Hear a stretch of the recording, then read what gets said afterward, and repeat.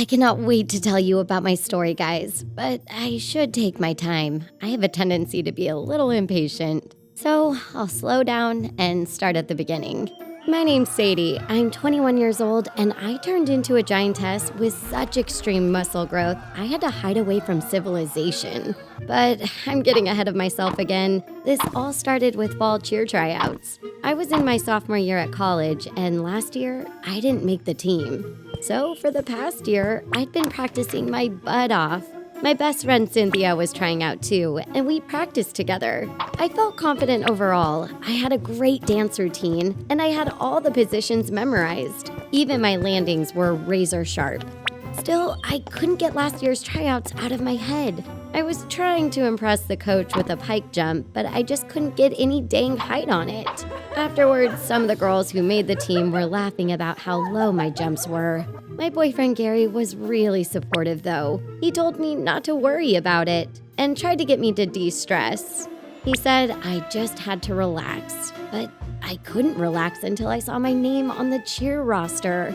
I wanted to see exactly how much higher my jumps were than last year. The difference had to be significant or I was going to be laughed off again. I met Cynthia at the gym a week before tryouts, and she was going to help me. She thought they were good, but I was still haunted by my failures last year. Cynthia said she was positive my jumps were stronger and she could prove it.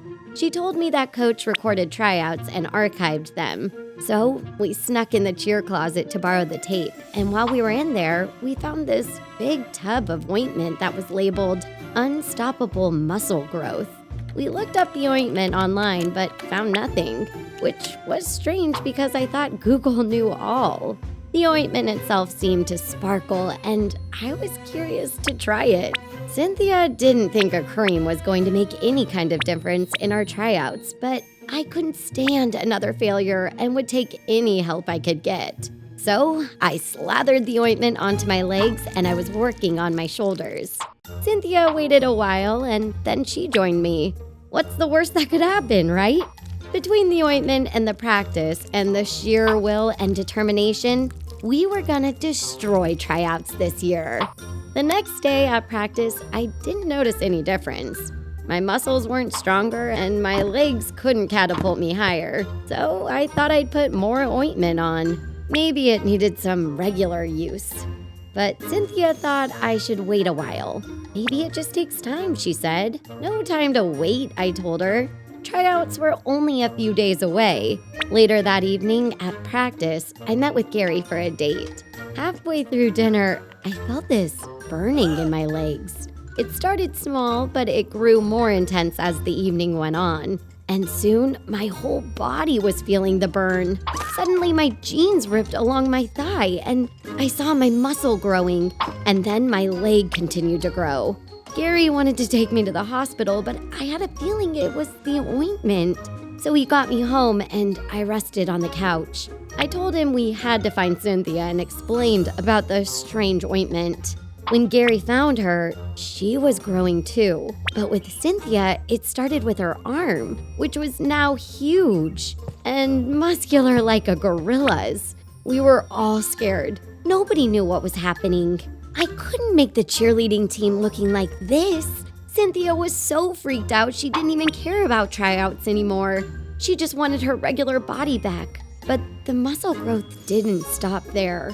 Soon, our whole bodies were bulking up and muscles were swelling like crazy. In no time, I looked like some kind of action hero. But we didn't stop, and it wasn't just muscles.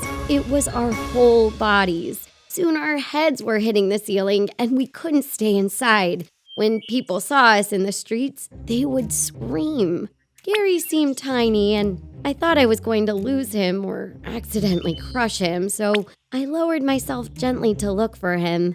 We spotted each other. He didn't want to leave me, so I scooped him up and put him in my pocket.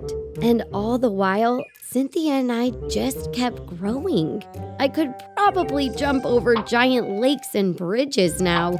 We were huge and hysterical, even scared. People shouted at us.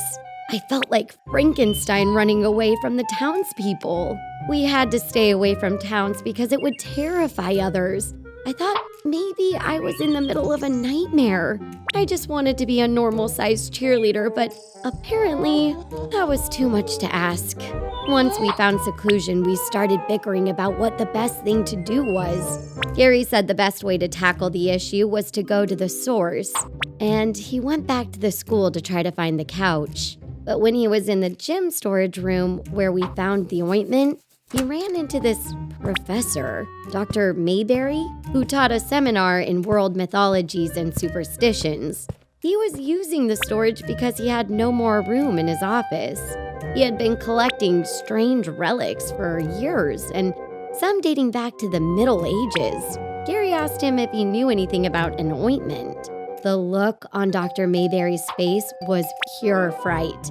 He asked if anybody had used it, because if they did, we might have a giant or giantess on our hands. Apparently, an ancient tribe of people had developed different ointments for changing the body. And there was even a recipe book that said how to bless the different ingredients and make a shrinking cream. I was all about it, but Cynthia said maybe we should wait. What do you mean wait? I asked. We had the tryouts in 48 hours and had to be normal sized. Let's get that shrinking cream on. Gary helped us gather the ingredients and make the cream, and I slathered it on. But Cynthia didn't want to do it. She pointed out that the recipe kept repeating the word patienta, which was Latin for patience, but who had time for Latin? And I proved Cynthia right too, because the next morning I was smaller, and I continued to shrink all day, and I took a breath. Finally, I was able to fix this situation, but then I saw that Cynthia was shrinking too. We were about the same size, and I began to wonder why Cynthia was shrinking. She didn't apply any of the cream. I asked her if she tried it later, but she said she didn't touch it. Then why are you shrinking? I asked. Patienta, she said. Patience. Cynthia explained that nothing about the cream or the recipe book said anything about these being permanent spells. She said it seemed to be testing a virtue. You mean the ointment curse thingy was testing my patience? I asked. It was just a theory, but I was realizing it might be a good one. Cynthia and I were both normal-sized again and able to get back to civilization, but I was still shrinking. Now Gary kept me in his pocket, and I was about the size of a pea. But I got a chance to read copies that Gary made of the spell book, and in the prologue, he found this upside-down passage in Latin that said the world would test good people. And I started to think that Cynthia was right. Maybe this was all about patienta. I tried to be patient, but it was hard. Cheer tryouts were now 1 day away. The next morning, they'd be calling my name, and unless something changed, they wouldn't even be able to hear me. A mouse would have a better chance of landing a pike jump than me. Coach wouldn't even be able to see me. What if, because of my error, I would be cursed forever? What if I was going to live out my days as a tiny ant? I thought about making an ointment for growth just to even things out, just to make the tryouts, and then I'd let things go back to normal. But I thought about patience and told myself to wait it out. That night, I realized that maybe if I took a minute to relax, things might work out fine. It was kind of neat to look around as a little person. Everything seemed different. I'll tell you, pocket lint never looked so magical. I realized that the world was as big as it was small. And for a moment, I got caught up in the wonder and magic of things. I realized that I was kind of blessed to have this experience. And maybe it was even more special than being on the cheer team. I slept well that night, and in the morning, I woke up growing. I was already about 2.5 feet. By breakfast, I was almost normal, and by the time I got to the gymnasium, I was the perfect size. I learned that it was easy for me to get anxious, and I was so eager to fix things that I almost forgot to look around and live in the moment. I learned that patience is a virtue, and a virtue doesn't hurt you. If I had taken the time to relax and stress less, I might not have tried the ointment to begin with. And I certainly wouldn't have tried the shrinking cream with such haste. Now, Now that the tryouts were here, all I had to do was to be patient and do my best, which I did.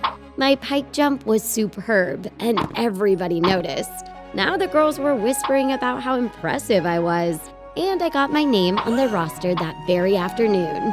It was a bummer I didn't get on the team earlier, but the wait really made me appreciate it when it happened.